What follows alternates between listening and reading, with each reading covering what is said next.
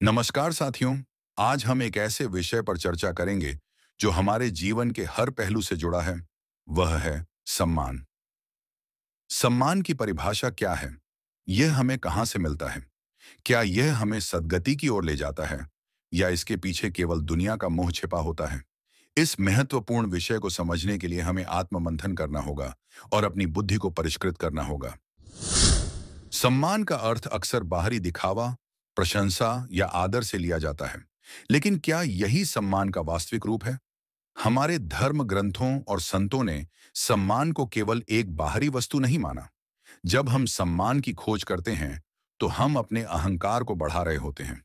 ये एक ऐसा रास्ता है जो हमें भीतर से अशांत करता है, क्योंकि जो सम्मान की इच्छा करता है, वह कभी संतुष्ट नहीं हो सकता। जैसे एक नशेड़ी कभी अपनी प्यास को शांत नहीं कर सकता, वैसे ही जो सम्मान की लालसा करता है, वह भीतर से कभी शांत नहीं हो सकता। वह हमेशा अपमान से बचने और सम्मान पाने की कोशिश करेगा। यह एक ऐसा घातक चक्र है जिससे मुक्ति पाना जरूरी है। अब आइए बात करते हैं अपमान की। क्या आप कभी सोचते हैं कि अपमान के साथ क्या किया जाए? क्या अपमान को नकारा जाना चाहिए या उसे सम्मान की तरह अपनाना चाहिए? हमारी आत्मा का वास्तविक रूप अपमान और सम्मान दोनों से परे है। अपमान को समझने के लिए हमें पहले अपनी देहात्मक स्थिति को समझना होगा। जब हम अपने शरीर को अस्थायी और नश्वर मानते हैं, तो अपमान से भी कोई फर्क नहीं पड़ता। जब हम अपने शरीर को अहम नहीं मानते, तब अपमान भी हमें विष की तरह नहीं लगता, बल्कि वह हमारी आत्मा को पवित्र करने का एक साधन बन जाता है। उदाहरण के लिए, जब संतों को अपमानित किया जाता है, तो वे इसे अपना धर्म मानते हैं और उसे सहन करते हैं, क्योंकि वे जानते हैं कि उनका असली स्वरूप देह से परे है। अब प्रश्न यह उठता है, परमार्थ का पथ क्या है और इस पथ पर सम्मान की भूमिका क्या है? सच्चे परमार्थी कभी सम्मान की तलाश में नहीं रहते। उनका उद्देश्य केवल आत्मज्ञान और ईश्वर की प्राप्ति होता है। वे जानते हैं कि जब हम भगवान की सेवा करते हैं और अपना अहंकार समाप्त करते हैं, तो भगवान खुद हमें सम्मान प्रदान करते हैं। संत तुलसीदास जी ने कहा है, श्री गुरपद नख मणिगण ज्योति, सुमिरत दिव्य दृष्टि हियों होती। अर्थात श्री गुरु चरण के स्मरण मात्र से ही आत्म ज्योति का विकास हो जाता है। भारतीय संस्कृति में गुरुपद को सर्वोपरि माना गया है। जीव को ईश्वर की अनुभूति और साक्षात्कार कराने वाली मान प्रतिमा गुरु ही है। इस कारण गुरु का साक्षात त्रिदेव तुल्य स्वीकार किया है। साथ ही संत समाज ने भी गुरु महिमा को माना है। तेई दो बंधु प्रेम जनु जीते, गुरपद कमल पलोट प्रीते। गुरु के निर्देशन की अवज्ञा करने के लिए जीवन में सुख और सफलता प्राप्त करना असंभव माना गया है। इन सभी बातों का सार यही है कि जो गुरु का ध्यान करता है, वही सच्चा सम्मान पाता है। गुरु के चरणों में समर्पित व्यक्ति को न तो सम्मान की चिंता होती है और न ही अपमान का भय। उसकी नजर केवल भगवान के प्रति समर्पण पर होती है, और ऐसा व्यक्ति भगवान के द्वारा सम्मानित किया जाता है। सम्मान प्राप्ति के रास्ते में व्यक्ति के अंदर का अहंकार भी बाधा स्वरूप होता है।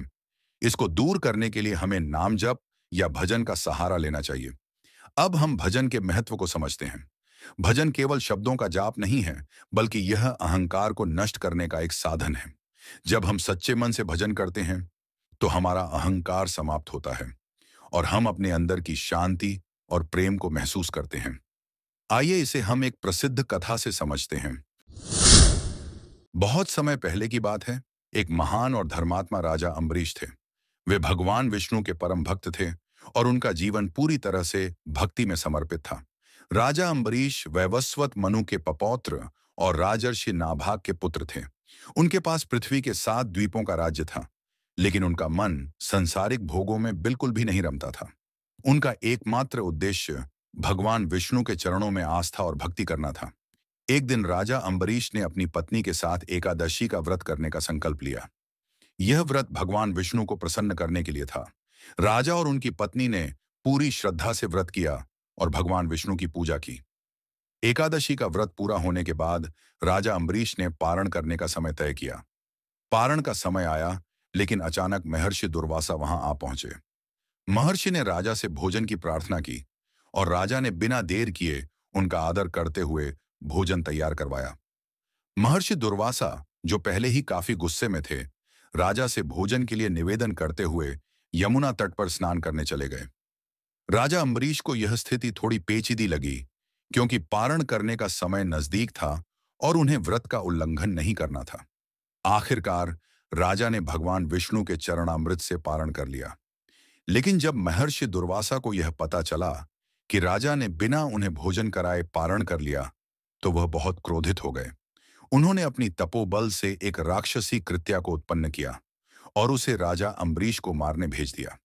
जैसे ही वह राक्षसी राजा अम्बरीश की ओर बढ़ी, भगवान विष्णु ने अपनी दिव्य सुदर्शन चक्र को भेजा और राक्षसी का वध कर दिया। यह देख महर्षि दुर्वासा भयभीत हो गए और अपनी जान बचाने के लिए देवताओं के पास गए। वह पहले इंद्र के पास पहुंचे, फिर ब्रह्मा और भगवान शिव के पास भी गए, लेकिन सभी ने उन्हें यही सलाह दी कि उनकी मुक्ति केवल भगवान विष्णु की शरण में ही हो सकती है। इसलिए महर्षि दुर्वासा भगवान विष्णु के पास पहुंचे और उनके चरणों में गिर पड़े। भगवान विष्णु ने महर्षि दुर्वासा को शांति दी, लेकिन साथ ही कहा, तुम्हें शांति तभी मिलेगी जब तुम राजा अम्बरीश के पास जाकर उन्हें क्षमा मांगोगे। अब महर्षि दुर्वासा विवश होकर वापस राजा अम्बरीश के पास गए। राजा ने महर्षि को देखा और उन्हें बड़े सम्मान से स्वीकार किया। उन्होंने भगवान विष्णु की स्तुति की और सुदर्शन चक्र को शांत किया। इसके बाद राजा ने महर्षि दुर्वासा को भोजन कराया और खुद भी भोजन किया।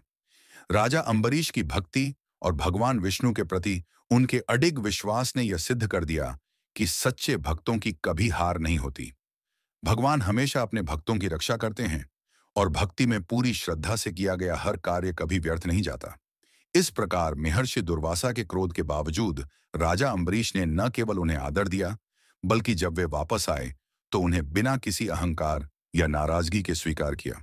यह सिखाता है कि हमें हर परिस्थिति में धैर्य और सम्मान बनाए रखना चाहिए। अब यह समझने की बात है कि असली सम्मान कहां से आता है। क्या यह हमसे कहीं बाहर है? नहीं, असली सम्मान हमारे भीतर है। जब हम अपने अहंकार को छोड़ देते हैं, अपने राग और द्वेष से मुक्त हो जाते हैं और भगवान के प्रति सच्ची श्रद्धा रखते हैं, तो हमें वह सम्मान मिलता है जो शाश्वत और निरंतर होता है। यही वह सम्मान है जो हमें संसार में कहीं नहीं मिलेगा, क्योंकि यह केवल भगवान की कृपा से मिलता है। तो साथियों, क्या आपने आज समझा कि असली सम्मान किसे कहते हैं? क्या आपने यह महसूस किया कि सम्मान की खोज हमें बाहरी नहीं, बल्कि भीतर से करनी चाहिए? सम्मान की वास्तविकता यही है। सम्मान बाहरी दुनिया से नहीं, बल्कि हमारी आत्मा से निकलता है। जब हम अपने अहंकार और देहाभिमान को छोड़कर परमात्मा की सेवा में खुद को समर्पित करते हैं, तो वह सम्मान ही हमें भगवान की ओर ले जाता है।